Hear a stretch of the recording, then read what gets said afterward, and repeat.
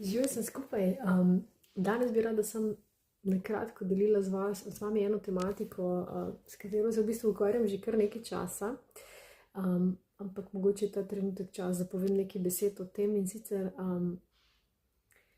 na temo materinstva.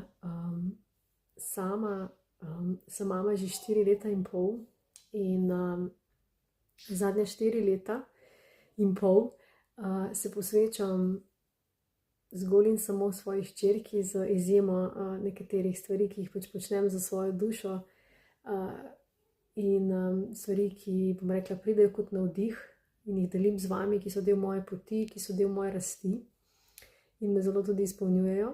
Tako da, ko utegnem, seveda se z veseljem povežem tudi z vami, vsemi tistimi dušami, ki me čutite. Skratka, kar opažam, kar sem v teh letih opazila, pač sama sem se namreč odločila, da bom ostala torej doma s svojo hčerko in bom rekla, prijadrale sva veliko otroških igrišč, veliko zanimivih dejavnosti, preživele veliko časa skupaj in še vedno to počneva. In ne samo, da sem videla njen čudovit razvoj zraven, in seveda bilo je velikokrat tudi zelo naporno. Se veste, kako so otroci v teh prvih letih svojega življenja lahko. Čemur sem bila pa tudi priča v vsem tem času, pa so bile tudi srečanja z različnimi mamicami, z različnimi situacijami, bom rekla, še posebej igrišča otroška so se mi zdela taka nekak poligon, no? Če sem do zdaj govorila, da je javno nastopanje poligon za osebno rast, bom zdaj rekla, da v zadnjih 4 letih in pol je bilo to predvsem, so bila to otroška igrišča, kjer sem opazovala različne odzive mamic, različne odzive ljudi, ne samo na to informacijo, da pač svojo hčerko vzgajam doma oziroma da je z mano doma, da ni v vrtcu, pač pa tudi odnosi oziroma pogledi, različne sodbe med starši, so se mi zdele zanimive.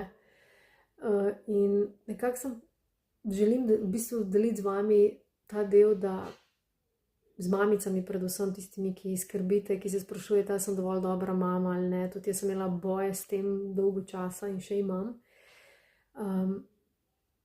Preden kogarkoli sodite, sploh če ga vidite prvič, kar se recimo na takih igriščih dogaja, vse tam, kjer jaz živim, ne sodite po neki situaciji, ki jo vidite na igrišču. Dosti krat vidim, kako mamice že v pogledu vidiš, da ima sodbo v očeh, ko vidi, kaj se dogaja. Včasih čutiš odobravanje, včasih čutiš razumevanje, včasih pa tudi take ostre sodbe, ko si ljudje zaključujejo neke stvari, ki v resnici sploh ne poznajo, ko na igrišču vidijo delček neke družinske zgodbe, ki je mogoče lahko čisto drugačna za 4 stenami, ne? Ne samo boljša, lahko slabša, ampak včasih res narobe, bom rekla, zaznamo neko situacijo glede na en sam dogodek, ki ga vidimo, ne? Tako da poznam mamice, ki so se zelo borile, bom rekla, svojimi občutki, sploh v prvih, bom rekla, mesecih, letih otrokovega življenja, in takrat, ko gre mama skozi različne procese, transformacije, spremembe na vseh nivojih. In dajmo biti malo bolj prijaznejši, no? Do mamic, do družin, do otrok, do tega razvoja. Dajmo skušati razumeti, da smo vsi na poti, da se vsi učimo.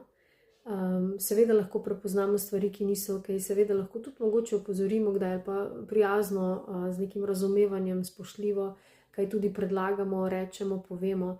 Ampak tiste neke direktne sodbe se mi pa zdijo res nepotrebne, ne?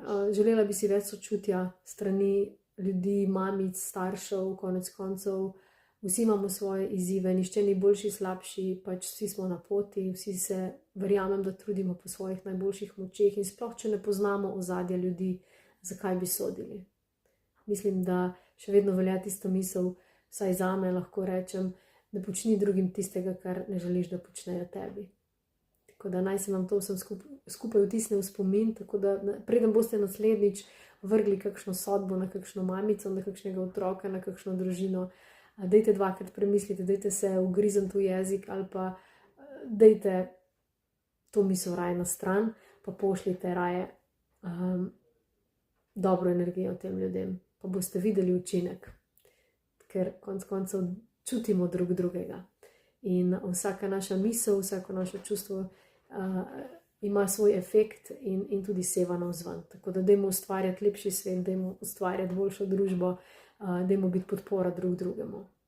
Tako da, evo, toliko sem hotela izraziti v tem trenutku. Upam, da vam bo kaj od tega naslednjič v mislih, ko se boste soočali s kakšno tako situacijo. Lepo se imejte se radi.